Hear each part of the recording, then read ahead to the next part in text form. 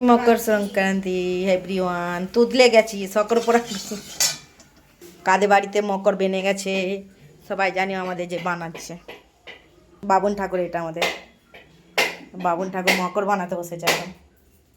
কখন বানবে বাবুন ঠাকুরের মকর? 1 ঘন্টা এখনো? ঠিক আছে, বানাও বানাও। আমি সব কাজ করার জন্য লোক এনে রেখেছি। এত বাবুন ঠাকুর আছে ভাড়া করে নিয়ে এসছি, আর এই যে একজনকে নিয়ে এসছি আলপনা দেওয়ার জন্য, স্পেশাল করে ভাড়া করে দিয়েছি।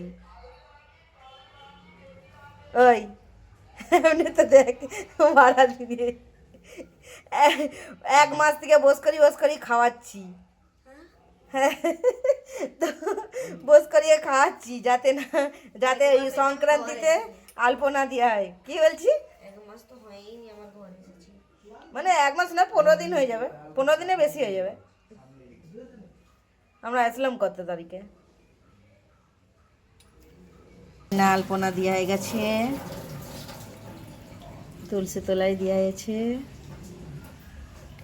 এখনো পুরো আমাদের নারকল ভাঙার লোক, তারপর বাবুন ঠাকুরের হেল্পার, কোথায় ফল ধুয়ে দে, কোথায় নারকেল ভেঙে দে, শসা ধুয়ে দে, তাই তো? হ্যাঁ, ক টাকা ভাড়া নিবে? 100 টাকা ভাড়া নিবি বলছি। সকালবেলায় তো 260 টাকা দিয়ে কিনে নিয়ে চলে এসছি ঘুড়ি সুতা। কোথায়? ওটা দিদি দিয়েছে। তাহলে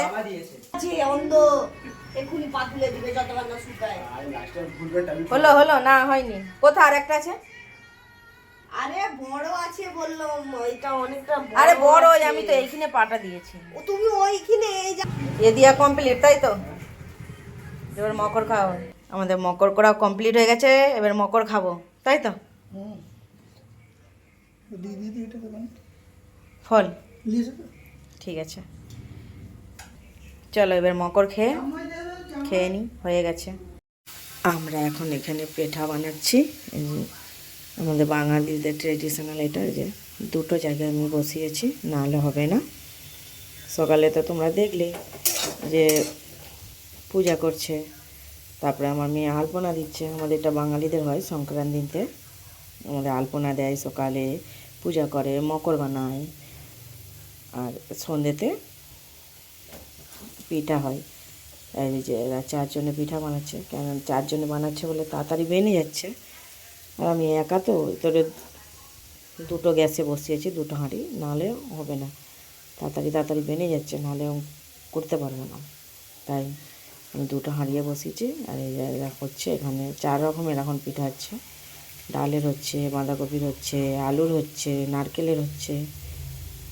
আর এই যে এখানে এতগুলো হয়েছে, তার মধ্যে কিছু কিছু নিয়ে খাওয়া হচ্ছে, আর এতগুলো এখনও বাকি আছে, হচ্ছে আর খাওয়া হচ্ছে। আর এই যে 2টো জায়গায় এখনও হচ্ছে, এটা হওয়ার পর যেগুলো বাকি আছে ওগুলো নিয়ে দেবো।